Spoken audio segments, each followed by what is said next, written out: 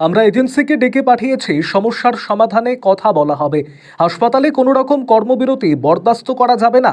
কর্মবিরতিতে সামিল Malda medical college হাসপাতালের অস্থায়ী কর্মীদের সাথে দেখা করে এমনই বিষয় জানালেন রোগী কল্যাণ সমিতির সদস্য তথা ইংলিশ বাজার পৌরসভার চেয়ারম্যান কৃষ্ণেন্দু নারায়ণ চৌধুরী।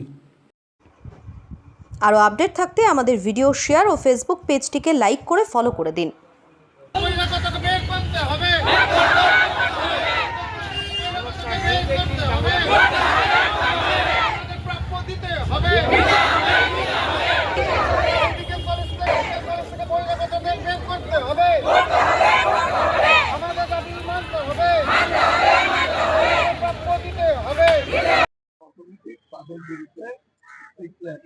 একজনের নামে যদি কেস স্টার্ট হয় তাহলে ধরে নিতে হবে ওর টার্মিনেট হয়ে গেল।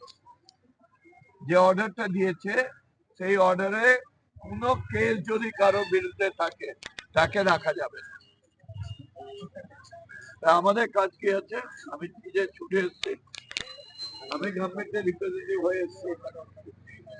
আমাদের কাজ হচ্ছে যারা এখানে কোম্পানির আন্ডারে যারা কাজ করায় তাদের সঙ্গে কথা বলতে হবে যে কেন ওদের বেতনটা আসতে দিচ্ছে। আমরা এটা সম্পূর্ণ ব্যাপার নিয়ে এটা হচ্ছে আগে, এখন নতুন কোম্পানি আসছে সেই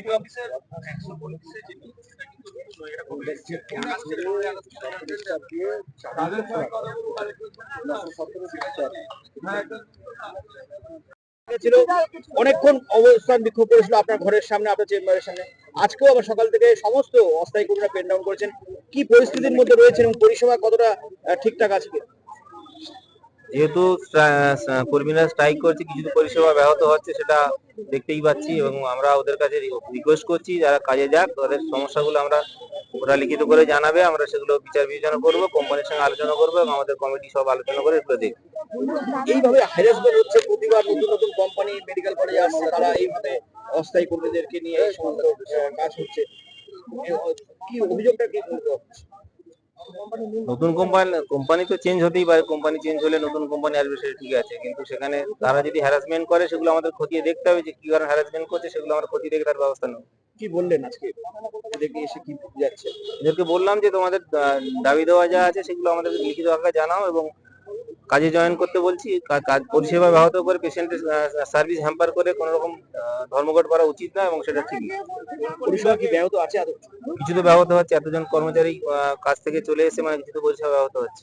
জরুরি পরিষেবা চলছে, কিছু পরিষেবা ব্যাহত হচ্ছে। অস্থায়ী কর্মীদের সাথে একটা জাস্টিস কিছু হচ্ছে না, মাঝে মধ্যে দেখা যাচ্ছে এরা অবস্থান বিক্ষোভ করছে, আজকেও করেছে। আমরা এজেন্সিকে ডাকবো, এজেন্সি যারা আছে তাদের সঙ্গে কথা বলবো কেন এই ডিসক্রিমিনেশন হচ্ছে এবং হসপিটালে কোন রকমের স্ট্রাইক বরদাস্ত করা যাবে না। ওদের দাবি দাওয়া যা আছে সব আমরা শুনবো। This a law already established হয়ে গেছে। আমাদের কাজ হচ্ছে এদের প্রবলেম গুলো দেখে সর্ট আউট করে সবকিছু করা, এবং যদি দেখা যায় এজেন্সিরা এদের এক্সপ্লয়েট করছে, এদের বেতন কেটে নিচ্ছে, এদের ফেসিলিটি দিচ্ছে না, তাহলে তার এগেনস্টেও আমরা অ্যাকশন নেব।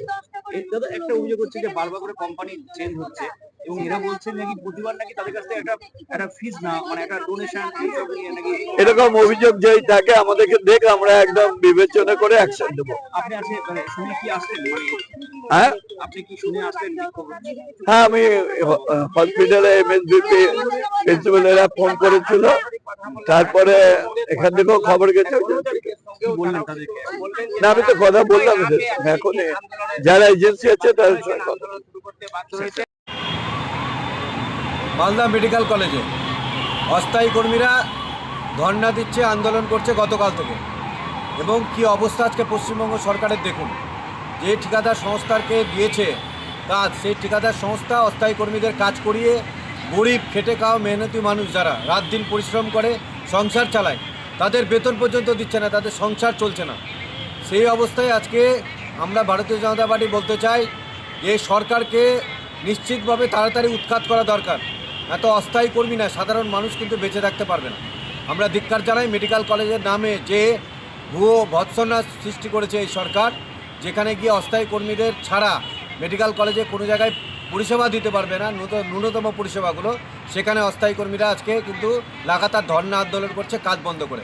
আমরা ভারতীয় জনতা পার্টি সাধারণ মানুষের কাছে আর্জি করছি এই সরকারকে উৎখাত করে ভারতীয় জনতা পার্টির সরকার 2026 আনলে তবে কিন্তু অস্থায়ী কর্মীদের এই সমস্যা মিটবে এবং স্বাস্থ্য যে বেহাল দশা তার স্বাস্থ্য ব্যবস্থা কিন্তু ফিরে আসবে। ভারতীয় জনতা পার্টি দক্ষিণ সাংগঠনিক জেলা সাধারণ সম্পাদক বিশ্বজিৎ।